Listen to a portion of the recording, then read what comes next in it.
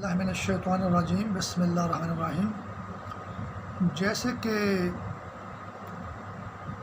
Historical conspiracy events and situation کے لحاظ سے گفتگو چل رہی ہے، ورلڈ انگیج ایشوز پر گفتگو ہو رہی ہے۔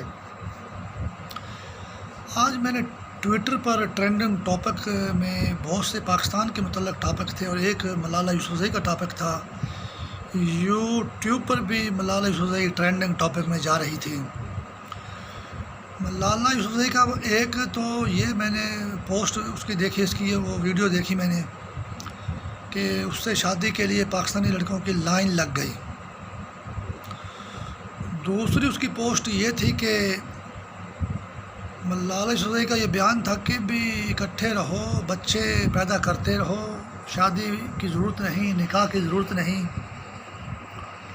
اور ایک ایسی عورت سے مسلمان پاکستان لڑکوں کی لائن لگ گئی۔ اور مسلمان مرد یا عورت ایسا بیان دے تو نہیں سکتا، لیکن آج کل شیطان مسلمانوں کو ذلیل کرتا ہے، ان سے غلط باتیں کہلواتا ہے۔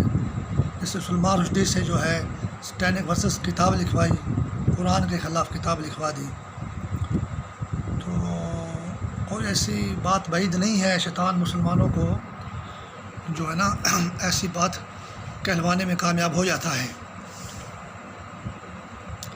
یہ ساری انویزیبل ڈیول نیٹ کی باتیں ہیں۔ میں نے پہلے بھی کہا تھا کہ جب بختیار بھٹو کی شادی ہو رہی تھی، جو اس کو ذلیل کر رہے تھے وہی میڈیا پر اس کو کہہ رہے تھے کہ آپ یہ شادی نہ کریں، یہ آپ شادی کریں لازمی۔ اس پر میں تفصیلی ویڈیو بنا چکا ہوں۔ اور یہ جو ملالہ یوسفزئی ہے، اس کا تو ہندوستان کے ساتھ جو بندہ جو ہے وہ ہندو کے ساتھ جو مشترکہ نوبل پرائز ہے اسٹاک ہوم میں جو ہے، وہی غلط بات ہے۔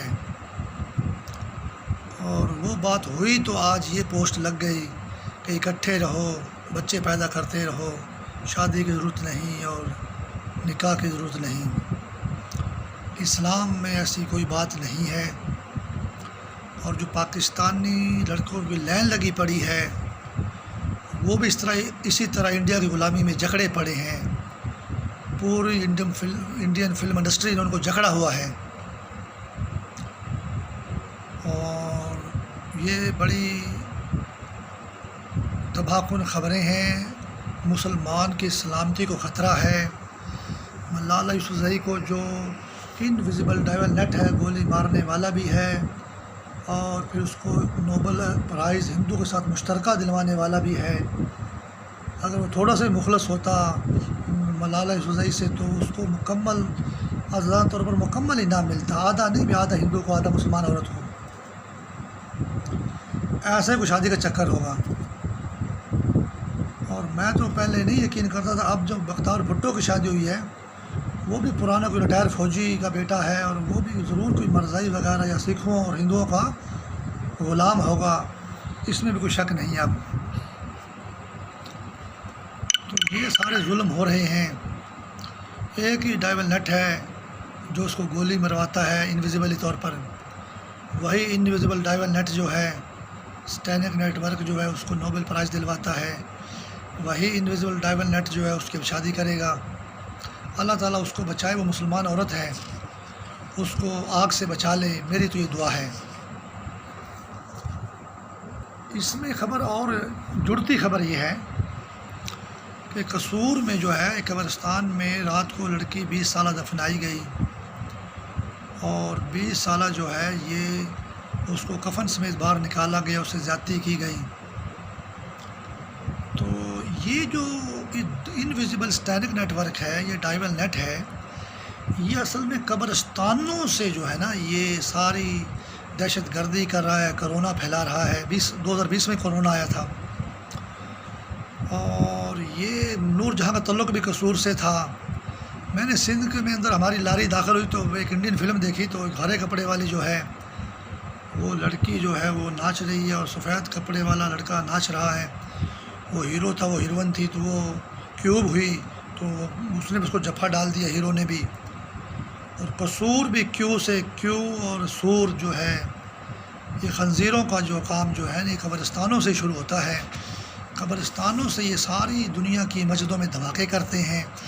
لڑکی کا نام مقدس تھا. اب یہی وہ انویزیبل اسٹینگ نیٹ ورک ہے جو قبرستانوں سے یہ ریپ اور کلنگ پورے پاکستان میں کر رہا ہے، پوری زمین پہ کر رہا ہے، اور ہر مسجد میں دھماکہ کر رہا ہے. بہت سی مسجدوں میں دھماکہ کر رہا ہے، اور ہر مسجد جکڑی ہوئی ہے ان کے جال میں. ہر نمازی جکڑا ہوا ہے، ہر مسلمان جکڑا ہوا ہے. اور مقدس لڑکی جو قصور میں ریپ کا شکار ہوئی ہے مردہ حالت میں، یہ سارے مقدس مسلمان اسی طرح نشانے پر ہیں. یہ کیسی قیامت ہے کہ گمراہ لوگ تو ہم نے تباہ ہوتے دیکھے پرانے زمانے میں. اب جو آدمی مقدس ہوگا اس کے ساتھ یہ حشر ہوگا. یہ انویزیبل اسٹینڈنگ نیٹ ورک ایسی ایک شیطانی تباہی ہے. تو یہ مقدس کے ساتھ جو کام ہوا ہے، یہی کام پاکستان کے معاشرے کے ہر مرد عورت کے ساتھ ہو رہا ہے جو بھی مسلمان ہیں. کسی نہ کسی لحاظ سے نوعیت مختلف ہے، شدت مختلف ہے، کام یہی ہو رہا ہے.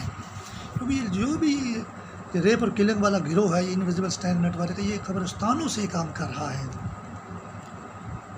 اور اللہ تعالیٰ جو ہے نا قبرستانوں سے اس نیٹ ورک کو کھاڑ پھینکنے میں مسلمانوں کی مدد کرے. مسلمان نماز پڑھیں، قرآن کی تلاوت کریں، مسجدیں آباد کریں، اس نیٹ ورک کو شکست دیں، اور آپس میں مت لڑیں. اور اللہ تعالیٰ ملالہ یوسفزئی کو بھی بچائے. بختاور تو نہیں بچی، ملالہ یوسفزئی اللہ کرے بچ جائے، لیکن وقت کی آندھی بڑی تیز ہے، اور مردود آگ کی جو آندھی ہے وہ اتنی تیز ہے کہ وہ نگل جاتی ہے مسلمان مردوں کو، عورتوں کو. اب میں تو دعائیں کر سکتا ہوں.